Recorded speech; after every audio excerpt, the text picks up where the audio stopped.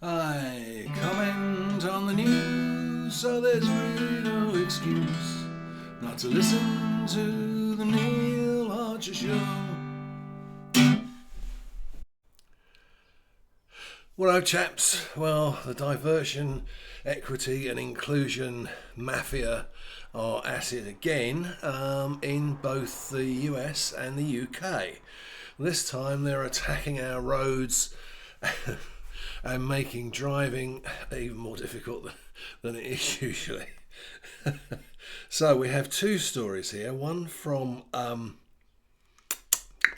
Washington, where they've installed a half-mile rainbow road painted for World Pride.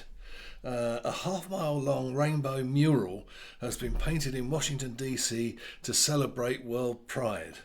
The vibrant rainbow road painting was stretched down 15th Street between V and O Streets northwest. I presume NW stands for northwest.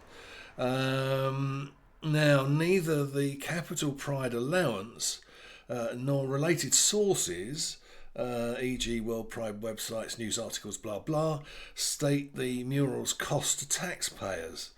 Similarly, large-scale street murals in other cities have ranged from $20,000 to $100,000. Stretching half a mile along 15th Street, a vibrant new mural called Rainbow Road now lines the protected bike lanes with a message as bright as its colours. Pride is for everyone. Oh dear, it gives this neighbourhood so much spirit and joy.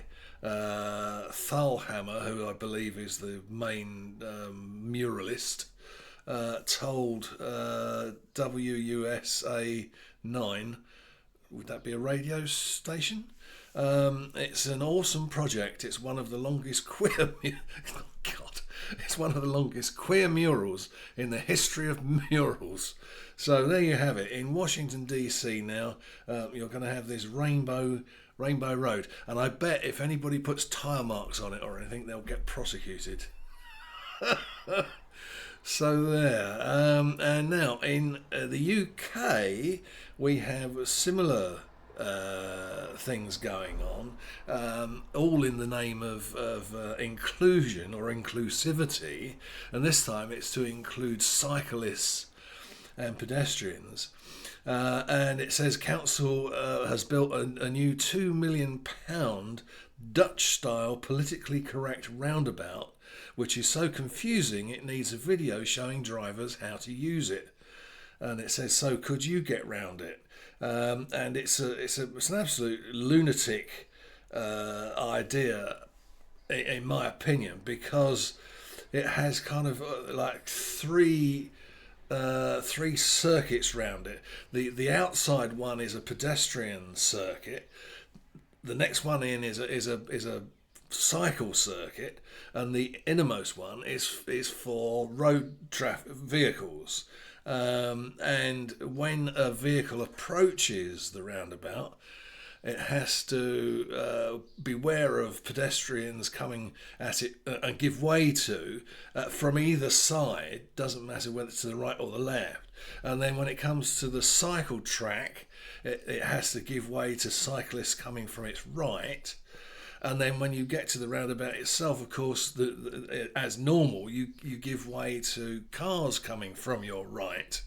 And then going out, when you take the out exit, it's kind of the same thing in reverse. It's so complicated. I've driven. I don't drive very much these days. In fact, I think in the last month my car's only done about 20 miles.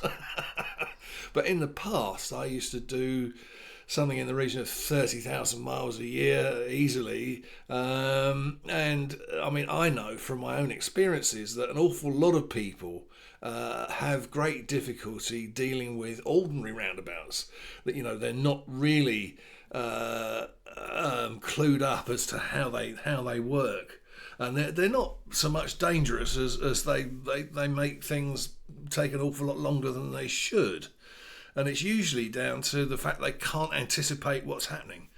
I mean, when you want to enter a roundabout, the one thing that you need, stop.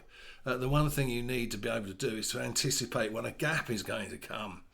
It's no good waiting for it until it's there, because by that stage it's too late. You need to anticipate its arrival and be moving to get into it as it comes to you. And a lot of people can't do that. They don't have that kind of foresight. Anyway, that's it for today. Road congestion, ridiculous things. I don't know, rainbow coloured cycle lanes. It drives me nuts, I tell you. Thank you very much for joining me. Well done if you got this far, and I will see you on the next one. Cheers for now.